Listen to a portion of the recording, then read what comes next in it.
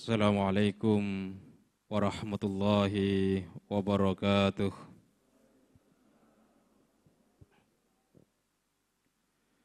Alhamdulillah, alhamdulillahilladzi anzalal Qur'an hudan linnasi wa bayyinatin minal huda wal furqan.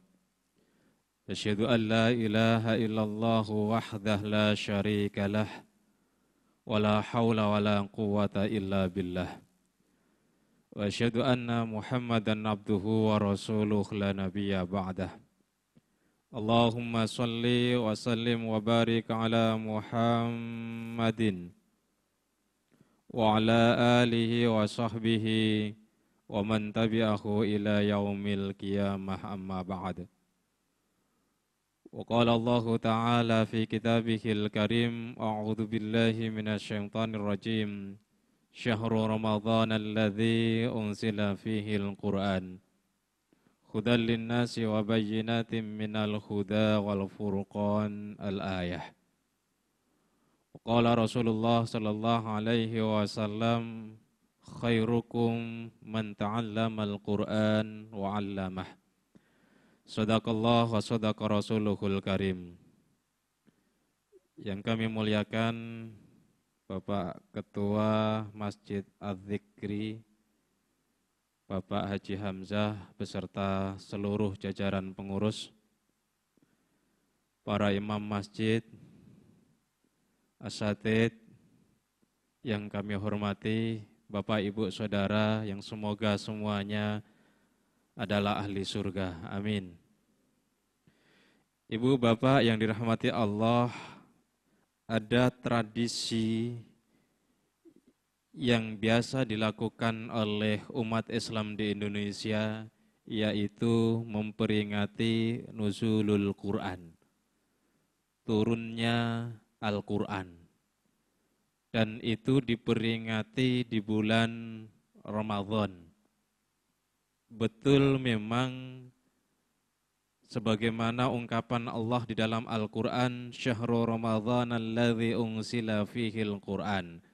Bulan Ramadan adalah bulan di mana Al-Quran itu diturunkan. Ibu, Bapak, kapan kita memperingati nuzulul Quran? Tanggal berapa? Tanggal 17. Ada versi lain? Kita kan suka banyak versi. Ibu Bapak yang dirahmati Allah, di dalam Al-Quran Allah ungkapkan di surat Al-Qadr, Inna anzalnahu fi lailatul qadr. Sesungguhnya kami Allah turunkan Al-Quran fi lailatul qadr, di malam Lailatul Qadar. Saya mau tanya Bapak Ibu, kapan Lailatul Qadar? 10 terakhir. Kata baginda Rasul, potensi yang paling besar adalah malam ganjil 10 terakhir. Kenapa di 10 terakhir bukan 10 pertama atau 10 pertengahan sebagaimana kita umumnya memperingati nuzulul Quran tanggal 17? Sebab 10 terakhir Allah akan mengetahui persis mana yang pantas diberikan Lailatul Qadar, mana yang enggak pantas. Ibarat 3 tangga, tangga pertama adalah rahmah, ayyamul marhamah, hari-hari penuh dengan rahmat. Yang kata baginda Rasul, tuftahu fihi abwabul jannah, dibuka pintu surga, Allah kondisikan orang-orang hamba-hambanya untuk mudah beramal baik, qiyamul lail, baca Quran dan seterusnya. Kalau sudah membiasakan sesuatu amal sholihah, maka 10 hari kedua dia akan melupakan kebiasaan-kebiasaan buruknya.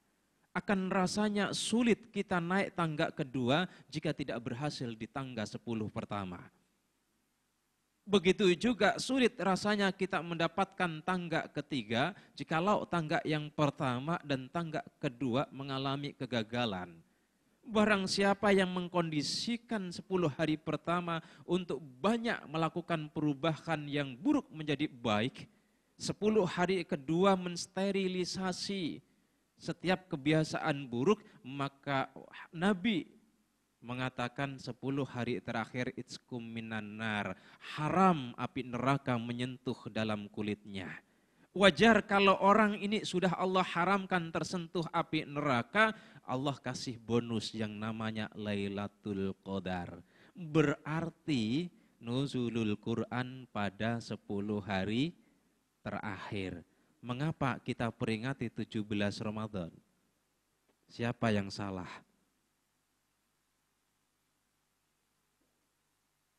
Bengong, bingung atau karena kenyang nih? Ibu bapak yang dirahmati Allah, dulu Indonesia merdeka pada tanggal 17 Agustus 1945 bertepatan dengan 17 Ramadan. Kemudian Haji Agus Salim mengusulkan kepada Soekarno saat itu menjadi presiden untuk memperingati nuzulul Quran tanggal 17 Ramadan, tanggal di mana Indonesia ini merdeka. Ada semacam harapan, ada semacam doa dan cita-cita bahwa bangsa ini kelak ketika mengelola kemerdekaan itu berdasarkan nilai-nilai di dalam Al-Quran. Inilah yang sesungguhnya sebuah harapan besar. Inilah yang sesungguhnya sebuah doa dan mimpi besar. Sebuah cita-cita besar yang kemudian diakomodir oleh Presiden Soekarno pertama kali diadakan di Masjid Istiqlal. Oleh karena itu, Ramadan adalah satu situasi di mana kita mengembalikan kemerdekaan ini atas inspirasi dari nilai-nilai Al-Quran. Ramadan dan Al-Quran itu ibarat dua sisi mata uang yang tidak bisa terpisahkan. Oleh karena itu wajar jikalau Ramadan penuh dengan bacaan Al-Quran. Yang mula-mula tidak baca Al-Quran, Ramadan rajin, meskipun setelah Ramadan kumat lagi. Biasa itu Pak. Kita patut bersyukur sebagai umat Muhammad yang diberikan satu kitab, dan kitab ini masih asli dan paling layak disebut sebagai kitab suci. Oleh karena itu di dalam Al-Quran Allah sebutkan hudal linnasi wa bayyinatim minal huda wal furqan, sebagai petunjuk bagi umat manusia, bukan hanya petunjuk bagi orang mukmin saja, tetapi petunjuk juga bagi orang-orang non-mukmin yang mau belajar terhadap Al-Quran. Wa bayyinatim minal huda wal furqan, menjadi penjelas pembeda mana yang hak dan mana yang batil. Oleh karena itu Bapak Saudara, kita lihat Quran ini sebagai petunjuk. Ada orang yang paham petunjuk, ada orang yang enggak paham, ada orang yang tidak paham tapi mengaku paham. Orang yang paham adalah menurut Ibnu Qayyim al-Jauziyah, ada 5 hamba Allah berkaitan dengan Al-Quran. Yang pertama adalah orang yang tidak beriman kepada Al-Quran. Kalau tidak beriman maka sulit mendapatkan petunjuk. Yang kedua, dia beriman tapi enggak pernah baca Al-Quran. Yang ketiga, dia beriman, baca Al-Quran, tapi enggak paham. Dan yang keempat, orang yang beriman, baca Al-Quran, paham, tapi enggak mengamalkan. Yang paling ideal adalah, kata Ibnu Qayyim al-Jauziyah, yang baca Al-Quran, kemudian beriman, baca, paham, dan dia mengamalkan. Lagi-lagi ini adalah hudal linnas, petunjuk. Tidak semua orang mendapatkan petunjuk dengan membaca Al-Quran. Ada tanda misalnya lalu lintas. P, huruf P diseret. Orang yang tidak paham dia tetap parkir di situ. Ada orang yang paham tapi maksa parkir, berarti nggak mengamalkan. Ada huruf S diseret, digaris, padahal itu tidak boleh stop. Ada orang juga tetap berhenti di situ. Bapak, Ibu, dan saudara sekalian, tidak mungkin kita paham untuk mendapatkan hidayah dari Al-Quran jikalau kita tidak pernah memahami Al-Quran. Baca dengan lisan tidak cukup. Meskipun qiraatul Quran ibadah, baca Al-Quran itu ibadah. Tadi seperti orang bertemu dengan tanda lalu lintas tapi nggak paham. Oleh karena itu ketika Quran pertama turun kepada Nabi melalui Jibril, Iqra, Iqra, Iqra, Iqra bismi rabbikal ladzi khalaq 4 kali. Iqra ya Muhammad, bacalah. Pertama kali tentu dengan lisan kita, panca indera yang Allah anugerahkan terhadap kita. Iqra ya Muhammad. Yang kedua, tentu harus dengan intelijensi kita, dengan akal dan kemampuan kecerdasan kita. Iqra yang ketiga, tentu dengan emosional kita, dan iqra bismi rabbikal ladzi khalaq, bacalah dengan menggunakan spiritualitasmu, melibatkan rohanimu. Dalam konteks ini kemudian kita membaca terhadap diri kita sendiri. Sudah seperti apa kita membaca Al-Quran? Ada orang yang membaca Al-Quran tapi kemampuan terbatas dan tidak membuka diri untuk bertanya dan diskusi. Akhirnya menjadi tersesat. Inilah kemudian melahirkan Islam teroris. Inilah kemudian melahirkan Islam eksklusif. Inilah kemudian melahirkan Islam fundamentalis karena memang membaca Al-Quran dengan salah. Oleh karena itu, Islam adalah agama yang terbuka. Nabi mengatakan belajarlah seumur hidupmu. Ini artinya sebagaimana diungkapkan oleh Imam Abu Hanifah. Beliau mengatakan pendapatku benar tetapi berpotensi salah. Pendapat orang lain salah tetapi berpotensi benar. Inilah yang harus kita kembangkan. Sebuah sikap toleran terhadap mazhab yang berbeda, pandangan yang berbeda, cara fikir yang berbeda. Kalau ini tidak kita kembangkan, kemudian kita akan menjadi manusia yang eksklusif, merasa paling layak untuk masuk surga, yang lain sesat dan kita menjadi panitia neraka. Hadirin hadirat jamaah salat tarawih yang dirahmati Allah Subhanahu wa taala. Kita belajar dari para pendiri mazhab itu. Misalnya Imam Hanafi dan Imam Maliki itu berbeda dalam 13.000 persoalan. Imam Syafi'i dan Imam Maliki itu berbeda padahal beliau gurunya berbeda dalam 6.000 persoalan. Kenapa kita berbeda hanya sedikit furu'iyah, kita harus bertengkar satu dengan yang lain. Mari kita jadikan Al-Quran sebagai kitab pedoman kita, karena tidak ada kitab suci yang lain yang layak dijadikan sebagai kitab pedoman. Tanda dan bukti kebenaran Al-Quran, Bapak, Ibu, Saudara, ada begitu banyak. Di antaranya salah satunya adalah yang dikaji oleh Rosad Khalifah. Dengan menunjukkan angka-angka jumlah Al-Quran dalam sebuah kata-katanya yang tidak mungkin itu diciptakan oleh manusia. Misalnya Bismillahirrahmanirrahim. Kalimah Bismillahirrahmanirrahim terdiri dari kata ismi Allah Ar-Rahman Ar-Rahim. Jumlahnya di dalam Al-Quran semua bisa dibagi 19 dan kata Bismillahirrahmanirrahim jumlah hurufnya ada 19.